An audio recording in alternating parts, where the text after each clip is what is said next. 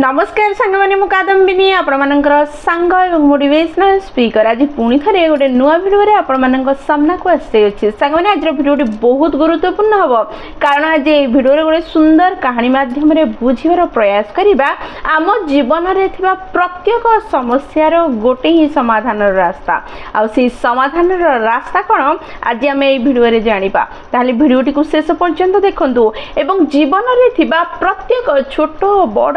सबु समस्यार गोटे ही समाधान अच्छी आई समाधान कौन आज ये भिडियो रे आमे जानिया जाऊे ताले चलते समय नष्ट न करी भिडियोटी को स्टार्ट करवा कहानीटी को सुनिबा एवं से गोटे समाधान कौन जहाँ आम प्रत्येक जीवन में थिबा जेकोसी समस्यार समाधान बाहर करि परिबो एवं आमको समस्या मुक्त करि परिबो ताले चलते भिडियोटी को स्टार्ट करवा गोटे देश रे जने चासी थिला ता जीवन में अनेक बड़ बड़ समस्या थिला से बड़ बड़ समस्या से निजको मुक्त करने चाहूला सी कौन कर जहा द्वारा से समस्या मुक्त हो पार से जानी पार नथिला दिने से काहाठारु सुनिला गौतम बुद्ध तांको गाँ पाखरे अछंती आ सी प्रत्येक व्यक्ति को निज ज्ञान द्वारा रास्ता देखौछंती आ से रास्ता रे चलिया द्वारा से माने समस्या मुक्त हो पारुछंती जहा सुनी सुनी व्यक्तिटीर मन रे गोटे आशा सृष्टि हैला कि सी मध्य गौतम बुद्धंग पाखको जीव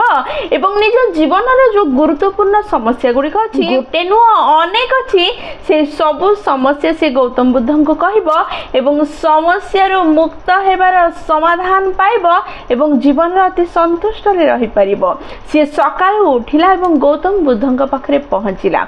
गौतम बुद्ध ध्यान मुद्रा रे बसिथिले एई चासी जनक गौतम बुद्ध पाखु गला हाथ जोड़ी प्रणाम कला गौतम बुद्ध बहुत शांत भाव तार को चाहिला और हसी देले देखी एई चासी जनक निज मनर दुख निजर समस्या तांको आगरे कहबा को लगिला कहिला महात्मा तुमे ही जणे व्यक्ति जिए मते सुखी करि परिबो जी मते समस्या मुक्त करि परिबो मो जीवन रे अनेक बहुत गुरुत्वपूर्ण समस्या गुड़िक अच्छी जो समस्या मु बाहरी पारुनी सुखी हो पारुनी मु जने चासी अटे मोर अनेक चाष जमी अच्छी से चाष जमी रे चाष करी मु रोजगार करे निज पेट निज परिवार रो पेट पोषे आवश्यकता पूरण करे जेतले मु चाष करि थाए एवं अमल करी बोली भाबी थाए मु एक्सपेक्ट करि थाए बहुत सारा धान आसीबो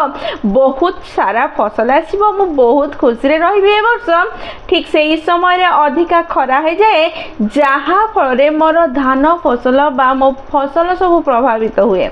जेते बेले कि मु अधिका खुशी थाए ए वर्ष ठीक खरा होईची मो फसल ठीक ठाक आसीबो मोर रोजगार हबो मु खुशी रे रहिबी हठात वर्षा अधिका हो जाए जहाँ फल मोर फसल प्रभावित हुए विवाहित अटे मोर स्त्री अच्छी मो स्त्री बहुत भल मते सी बहुत भल पाए मु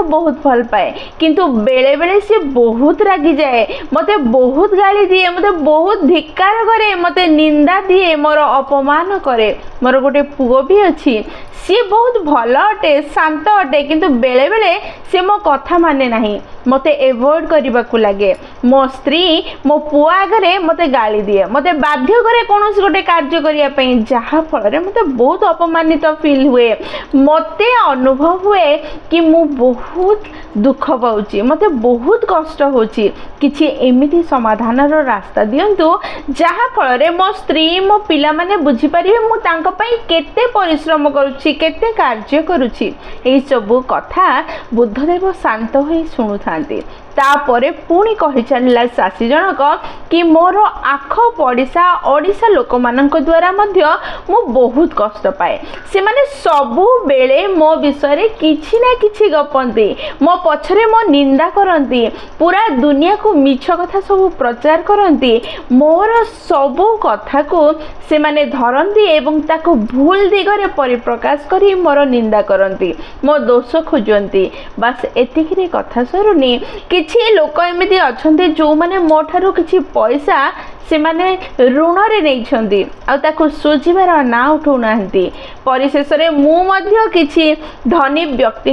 धन नहीं ऋण रे ताकु मु सुझिबार रास्ता पाऊ नहीं। मो जीवन में एते समस्या अछि कि समस्या रु मु बाहरी पारुनी कि खुशी रे रही पारुनी। साधु दया कर मते किछि समाधान रास्ता दियो मु समस्या रु बाहरी निज जीवन को बंची पारिबी से रास्ता मते देखे दियो से उपाय मते कुह। एतिकी कही चासी जनक शांत हैला एवं गौतम बुद्धंकर मुख आड़े चाहि रहिला कि सी किछि उपाय देबे किछि रास्ता देबे जहा को व्यवहार करी से निज जीवन रे थिबा समस्या रु निज को मुक्त करि परिबो। ठीक एही समय रे गौतम बुद्ध टिके भाबिले एवं टिके समय भाबिबा परे कहिले तुम जीवन रे जो समस्या गुड़िक अच्छी से समस्या गुड़िकर समाधान मु तुमको दे परिबि नाही मो पाखरे ए सब समस्यार समाधान नाही। एई कथा सुनु सुनु से चासी जनक कहिला जदि तुम मो समस्यार समाधान दे परिबो नाही ताहले तुमरो एते ज्ञान थिबार माने कोन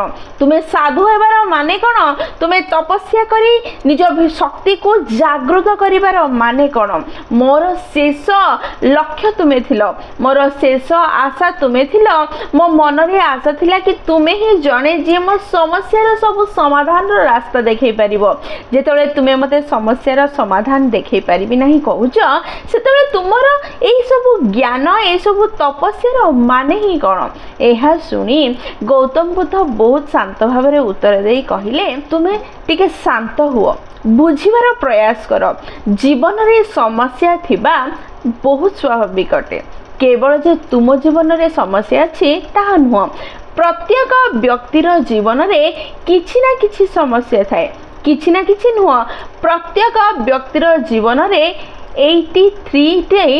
समस्या थाए जेउ समस्या गुडी को समाधान करिबा भूल अटे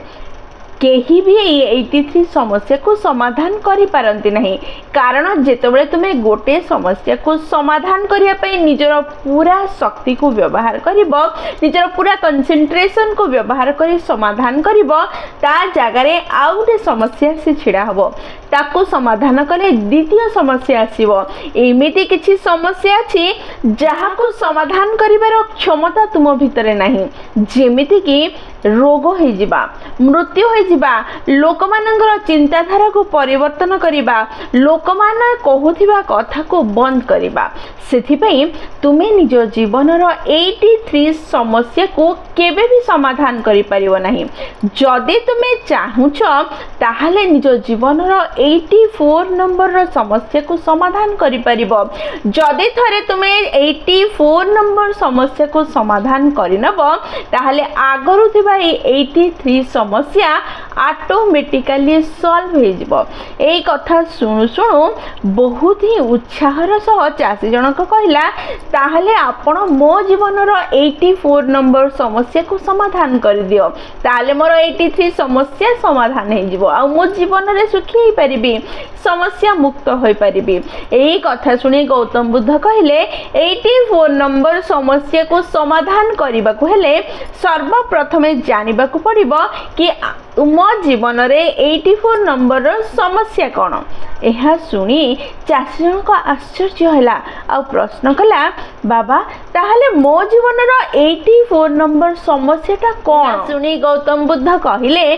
तुम जीवन रो समस्त जीवन रो 84 नंबर समस्या हेउची निज जीवन को समस्या मुक्त करिबार इच्छा निज जीवन को समस्या मुक्त करिबार एक्सपेक्टेशन। जेतेबेले तुमे निज जीवन रे थिबा प्रत्येक समस्या को समाधान करी सुखी हेबो बोली भाबुछ जेउ पर्यंत तुमे जीवन रे थिबा समस्या को दूर करिया पई चाहुछ जो पर्यंत तुमे समस्या मुक्त जीवन बंचिया पई चाहुछ सेई पर्यंत तुम पाखरे समस्या ही समस्या देखा। जेउ दिन तुमे जीवन को समस्या सह स्वीकार करिबा सिखिबो जो दिन जीवन जेमिति तुम सामना को आसुछि ताको सेमिति बंचिबा सिखिबो जो दिन कंप्लेन न करी कंप्रोमाइज करिबा सिखिबो सेई दिन तुम जीवन रे थिबा सब समस्या दूरे जिवो। ଯେତେବେଳେ ଚାଷୀ ଜଣକ ଏ କଥା ଶୁଣିଲା ଏବଂ ବୁଝିବାର ପ୍ରୟାସ କଲା କି କେବେ ବି ଜୀବନ ସମସ୍ୟା ମୁକ୍ତ ହେବ ନାହିଁ, ସମସ୍ୟାକୁ ଦୂର କରିବାର ପ୍ରୟାସ କରିବା ମୂର୍ଖାମୀ ଅଟେ। ସମସ୍ୟା ପ୍ରତ୍ୟେକ ବ୍ୟକ୍ତିର ଜୀବନରେ ଥିବ, ତାକୁ ଏଭଏଡ୍ କରିବା, ତାକୁ ଗୁରୁତ୍ୱ ନ ଦେବା ହିଁ ଗୋଟେ ରାସ୍ତା ଯାହା ଆମକୁ ଜୀବନରେ ସୁଖୀ କରିପାରିବ ବା ଆଗକୁ ବଢ଼ିବାରେ ସାହାଯ୍ୟ କରିବ। ଏହି କଥା ଗୌତମ ବୁଦ୍ଧ ଚାଷୀଟିକୁ ବୁଝେଇବାର ପ୍ରୟାସ କଲେ ଏବଂ ଚାଷୀ ଜଣକ ବୁଝିଗଲା। ତାପରେ ସେ ନିଜ ଜୀବନକୁ, ନିଜ ଘରକୁ ଫେରିକି ଗଲା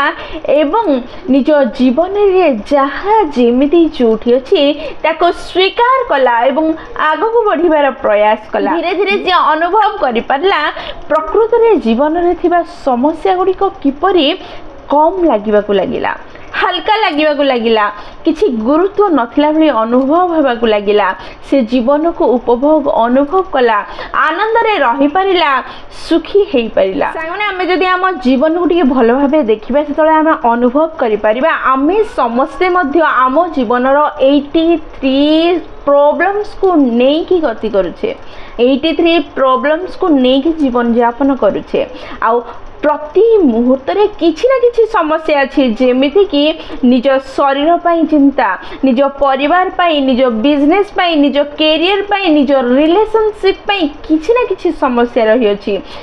ପଇସା ପାଇଁ ସମସ୍ୟା ରହିଅଛି, କିଛି ନା କିଛି ସମସ୍ୟା ସମସ୍ତଙ୍କ ଜୀବନରେ ରହିଅଛି। ଯଦି ଆମେ ଏହି ସମସ୍ୟା ଗୁଡ଼ିକୁ ଦେଖିବା, ତା ସହ ଲଢ଼ିବାର ପ୍ରୟାସ କରିବା ଆଉ ସବୁବେଳେ ପ୍ରତ୍ୟେକ ସମସ୍ୟା ପାଇଁ କାହାକୁ ନା କାହାକୁ ଦୋଷ ଦେବା, ତାହେଲେ ଆମେ ନିଶ୍ଚୟ ଫ୍ରଷ୍ଟ୍ରେଟ୍ ହେବା, ରାଗିଯିବା ଆଉ ନିଜ ଜୀବନକୁ ବଞ୍ଚିବା ପାଇଁ ଶକ୍ତି ପାଇବା ନାହିଁ, କେବେ ବି ଜୀବନରେ ଶାନ୍ତିରେ ରହିପାରିବା ନାହିଁ। ଯଦି ଆମେ ଏଇ 83 ପ୍ରୋବ୍ଲେମ୍ସ ଥିବା ସତ୍ତ୍ୱେ 84 ନମ୍ବର ସମସ୍ୟାକୁ ମନେ ପକାଇବା ଆଉ ବୁଝିବା ଆଉ ସ୍ୱୀକାର କରିବା କି ଜୀବନ କେବେ ବି ସମସ୍ୟା ମୁକ୍ତ ହେବ ନାହିଁ, ସମସ୍ୟା ଗୁଡ଼ିକୁ ନେଇକି ହିଁ ଆମେ ଜୀବନରେ ବଞ୍ଚିବାକୁ ପଡ଼ିବ ଆଉ ସମସ୍ୟା ଭିତରେ ଘେରି ହିଁ ଖୁସିକୁ ଖୋଜିବାକୁ ପଡ଼ିବ, ଶାନ୍ତିକୁ ଖୋଜିବାକୁ ପଡ଼ିବ, ସଫଳତା ଆଡ଼କୁ ଆଗେଇବାକୁ ପଡ଼ିବ। ସେତେବେଳେ ହଠାତ୍ ସମସ୍ୟା ଗୁଡ଼ିକ ସମାଧାନ ହେବ ନାହିଁ, କିନ୍ତୁ ସମସ୍ୟା ମଧ୍ୟରେ ଫସିବାର ଯେଉଁ ଫ୍ରଷ୍ଟ୍ରେସନ୍ ଥିଲା, ଯେଉଁ ରାଗ ଥିଲା, ସେଗୁଡ଼ିକ କମିବାକୁ ଲାଗିବ। କାରଣ ଆମେ ସ୍ୱୀକାର କରିନେବା ଏବଂ ଆଗକୁ ବଢ଼ିବାର ପ୍ରୟାସ କରିବା କିପରି ଆମେ ଜୀବନରେ ସୁଖୀ ହେବା ଏହି ସମସ୍ୟା ଗୁଡ଼ିକୁ ନେଇ। ଏହାର ମାନେ ଏହା ନୁହେଁ କି ଯେଉଁ ସମସ୍ୟା ଗୁଡ଼ିକ ଆମ କଣ୍ଟ୍ରୋଲରେ ଅଛି, ସମାଧାନ ଆମେ କରିପାରିବା, ସେଗୁଡ଼ିକୁ ଆମେ ସମାଧାନ କରିବା ନାହିଁ, ସମସ୍ୟାରୁ ବାହାରିବାର ପ୍ରୟାସ କରିବା ନାହିଁ। ଆମେ ପ୍ରତି ସମସ୍ୟାରେ ପଡ଼ିବା କ୍ଷଣି, ପ୍ରତି ବିପରୀତ ପରିସ୍ଥିତିରେ ପଡ଼ିବା କ୍ଷଣି ସେଠୁ ବାହାରିବାର ପ୍ରୟାସ କରିବା, ସେଠୁ ମୁକ୍ତ ହେବାର ପ୍ରୟାସ କରିବା, ସମାଧାନ କରିବାର ପ୍ରୟାସ କରିବା। କିନ୍ତୁ ଯେତେବେଳେ ସମାଧାନ ହେବ ନାହିଁ ବା ସମାଧାନର ରାସ୍ତା ଦିଶିବ ନାହିଁ, ତାକୁ ଆମେ ସ୍ୱୀକାର କରିବା ଏବଂ ରାସ୍ତା ଖୋଜିବାର ପ୍ରୟାସ କରି ତାକୁ ଏଭଏଡ୍ କରିବା ଏବଂ ଆଗକୁ ବଢ଼ିବା। ତେବେ ଯାଇ ଜୀବନ ଅତି ସୁନ୍ଦର ହେବ, ସୁଖମୟ ହେବ। ଆଜିଠାରୁ ଜୀବନରେ ଯେତେବେଳେ ବି ଆପଣ ବିପରୀତ ପରିସ୍ଥିତିରେ ପଡ଼ୁଛନ୍ତି, ସମସ୍ୟାରେ ପଡ଼ୁଛନ୍ତି, ଗୋଟେ ହିଁ ପ୍ରଶ୍ନ ନିଜକୁ ପଚାରନ୍ତୁ, ମୁଁ ଏହି ସମସ୍ୟାରୁ ବାହାରିବାର କିଛି ରାସ୍ତା ଅଛି କି? ଯଦି ହଁ ଅଛି, ତାହେଲେ ସେହି ସମାଧାନର ରାସ୍ତା ଉପରେ କାର୍ଯ୍ୟ କରିବାର ପ୍ରୟାସ କରନ୍ତୁ, ସେହି ସମାଧାନକୁ ସୁଦୃଢ଼ କରିବାର ପ୍ରୟାସ କରନ୍ତୁ ଏବଂ ସମସ୍ୟାରୁ ବାହାରନ୍ତୁ। ଯଦି ସମସ୍ୟା ସମାଧାନ କରିବାର କୌଣସି ରାସ୍ତା ନାହିଁ, ତାହାର ମାନେ ଏହି ସମସ୍ୟା ଆପଣଙ୍କର କଣ୍ଟ୍ରୋଲରେ ନାହିଁ। ତା ବିଷୟରେ ଚିନ୍ତା କରିବା, ଦୁଃଖୀ ହେବା ଛାଡ଼ିଦେଇ ତାକୁ ଭଗବାନଙ୍କ ପାଦ ତଳେ ସମର୍ପଣ କରନ୍ତୁ ଏବଂ ଏଭଏଡ୍ କରି ଆଗକୁ ବଢ଼ିବାର ପ୍ରୟାସ କରନ୍ତୁ। ଦେଖିବେ ସମସ୍ୟା ଧୀରେ ଧୀରେ ଛୋଟ ହେବାକୁ ଲାଗିବ ଏବଂ ସମାଧାନ ହେଇଯିବ। ଏହା ହିଁ ହେଉଛି ପ୍ରତ୍ୟେକ ସମସ୍ୟାର ସମାଧାନ। ପ୍ରତ୍ୟେକଙ୍କ ଜୀବନରେ ସମସ୍ୟା ଥିବା ସ୍ୱାଭାବିକ ଅଟେ। ସମସ୍ୟା ନଥିଲେ ଜୀବନ ନାହିଁ, ଜୀବନ ଅଛି ତା ମାନେ ସମସ୍ୟା ଅଛି। ପ୍ରତ୍ୟେକଙ୍କ ବ୍ୟକ୍ତିର ଜୀବନରେ ଛୋଟ ବଡ଼ କଠିନ ସମସ୍ୟା ରହିଅଛି। ସେହି ସମସ୍ୟାରୁ ବାହାରିବା ପାଇଁ ଗୋଟେ ହିଁ ରାସ୍ତା, ତାହା ହେଉଛି ଏଇ 84 ନମ୍ବର ସମସ୍ୟା। ତାହା ହେଉଛି समस्या को एवॉइड करंतु बा समस्या सह बंचिबा आरंभ करंतु समस्या को स्वीकार करिबा आरंभ करंतु जीवन समस्या मुक्त हबा एहा न भाबी समस्यार स्थायी कि ही जीवन को आमे बंचिबा एवं सुखमय करिबा आको स्वीकार करंतु देखिबे जीवन हल्का हबा आरंभ हबो संगने भिडियोटी जदि आपनको पसंद आछि आपनकर हृदय को छुईछि ताहले निश्चय लाइक शेयर और कमेंट करिवे जदि प्रथम थर आपण माने हम नैनिका मोटिवेशन चैनल को आछिछन्ती चैनल टी को सब्सक्राइब कर देबे एवं पाखरे थिबा बेल बटन दबाए ऑल नोटिफिकेशन सेट कर देबे जहा द्वारा जेते भी हम वीडियो पोस्ट करिवो सर्वप्रथम नोटिफिकेशन आपनक पाखरे पहुंचबे एवं हमको कनेक्ट कर दबो ताहले मु रहिली संग माने पुनः देखाबो गोटे नुवा वीडियो रे नुवा टॉपिक से पर्यंत निजर ध्यान रखंतु एवं बहुत खुशी रे रहंतु कारण खुशी रे रहबा बहुत जरूरी जय जगन्नाथ।